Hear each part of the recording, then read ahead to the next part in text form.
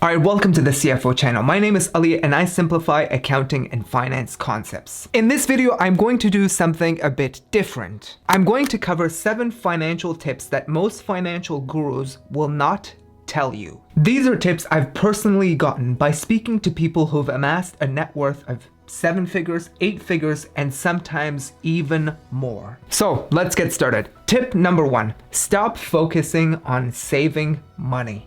If you listen to a lot of personal finance advice out there, it tends to be very repetitive. There is always one key message. Save money, save money, save money, save money, save money, save money, save money, save money. It's very repetitive. The advice always goes something like this. Don't buy expensive lattes. Don't buy expensive shoes. Don't buy a nice car. Stay in cheap hotels. Don't have fun. Live a boring life. It sucks. I come from a South Asian household and I can tell you firsthand, there is a huge focus on being frugal and not spending money frivolously. But here's the thing about always focusing on saving money and cutting expenses. You can't cut your expenses to zero.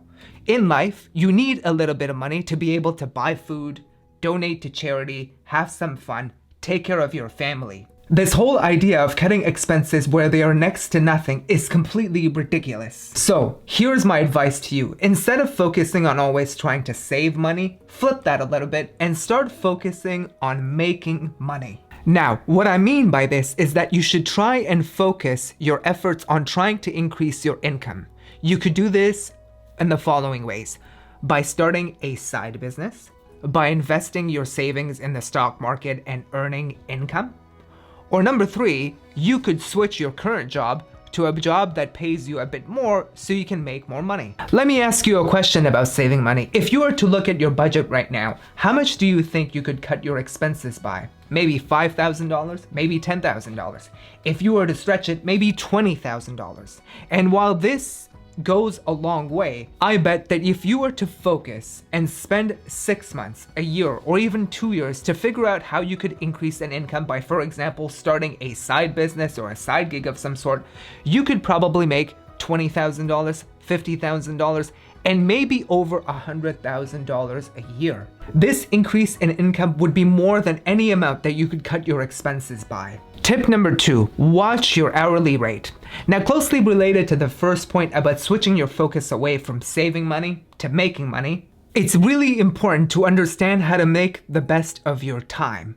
In between the two ultimate currencies we have in life, time and money, time will always be more valuable than money. One of the most common mistakes I see people do is make terrible choices about how they use their time. For example, let's say you're a business owner and you can provide consulting services that charge at $300 an hour. Now, you're sitting on a Friday afternoon and you're evaluating 2 choices. You could either go in your garden out there and mow your lawn. In order to save $100, you decide that, hey, you know what, instead of spending $100 to pay somebody to mow my lawn, I'll do it myself. It'll take me a couple hours and I'll probably save $100. You do this because you think it's a very smart and wise financial decision. But is it really a smart decision? If you're going to take 2 hours out of your day to save $100 in order to mow your lawn, but you could have spent that 2 hours to make $300 from your consulting business, which one would you rather spend your time on? Would you rather spend 2 hours trying to save $100 or 2 hours trying to make $300? If you were to evaluate this from a financial perspective, the decision is pretty clear.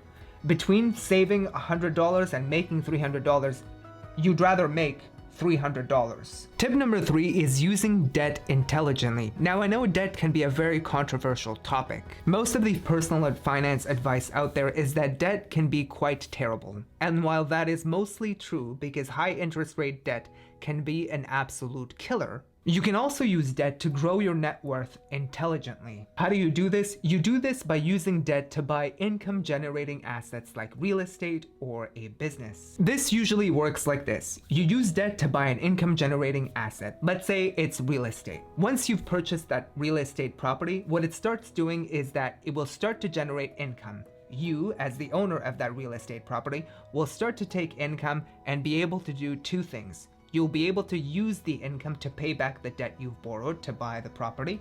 And number two, you'll be able to use the income to start making a small profit. Eventually, over time, what happens is you pay off the property and all of the income starts accumulating to you and your profit starts to increase. If you look at a lot of successful real estate investors out there, they usually start in the real estate game by buying their first property using some sort of a loan or some sort of debt.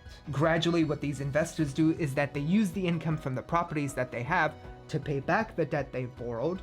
Once that is paid back and they've built some equity in their properties, they basically use that equity to go ahead and buy more properties and expand their business and their entire empire. And they usually do this by using some form of debt, once again, to accumulate even more properties. So generally, I look at debt in two ways. There's debt to buy non-income generating assets. So this tends to be things like a car, shopping for clothes, etc., or buying debt to buy consumer household goods.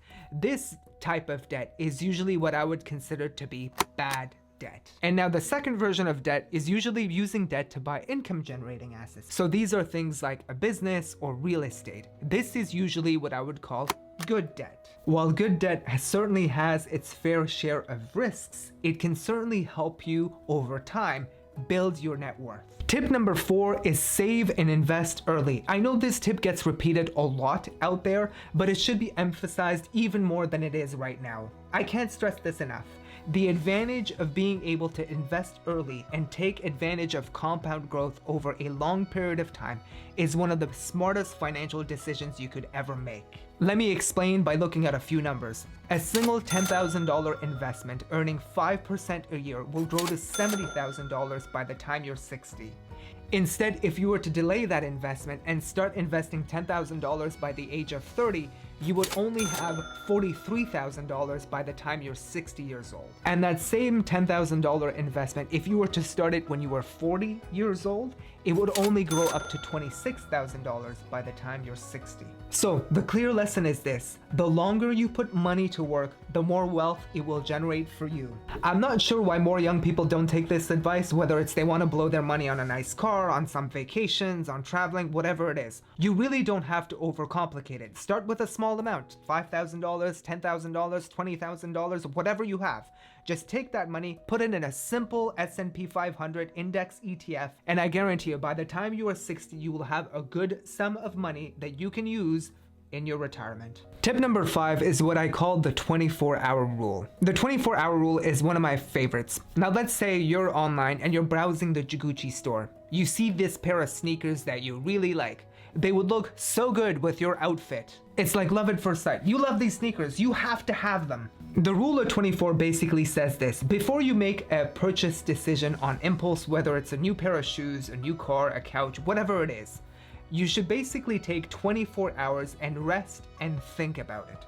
So that means instead of making that purchase on impulse on a website, wait for 24 hours, come back to it the next day. And then you can evaluate whether you still really need that item. The rest period here is very key because this is when that initial excitement that you had for the item starts to dissipate and you start to make a very logical and rational decision about whether or not you really need that item. If you're somebody with 10 pairs of shoes, some of which you don't really wear, is another pair of shoes really required?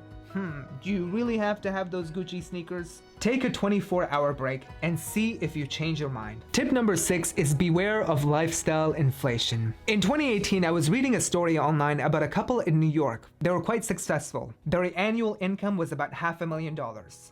But at the end of the year, they could only save $7,300.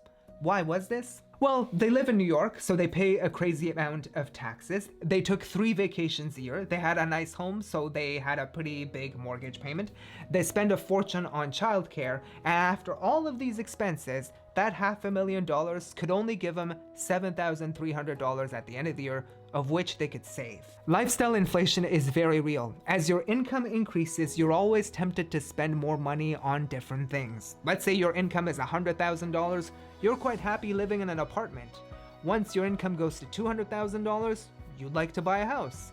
And if it increases beyond that, you decide to buy an even bigger house. That's the classic example of lifestyle inflation. Instead of always trying to buy a nicer car, a nicer home, or whatever it is, it's always important to try and keep your needs and wants in check. This way, as your income increases but your expenses stay relatively flat, more of that income will drop down to your savings and you'll be able to save that money, invest it, and help it grow over time. Tip number 7 is invest in yourself. I always get asked the question, Ali, what is a good investment? And I always tell people that the best investment you can make is an investment in yourself.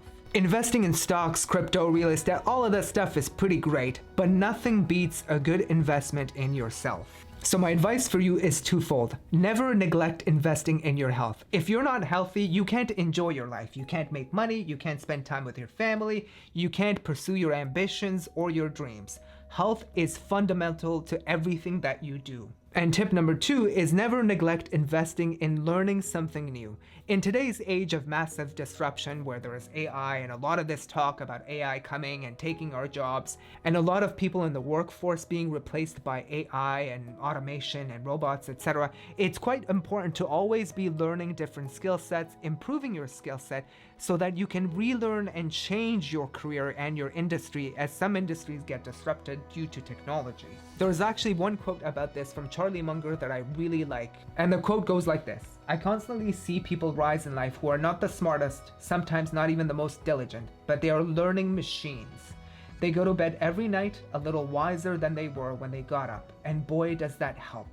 Particularly when you have a long run ahead of you. Alright, so I hope you enjoyed this video and learned something new. If you liked this video, give it a thumbs up and check out my previous video where I talk about the difference between profit and cash flow. See you in the next one.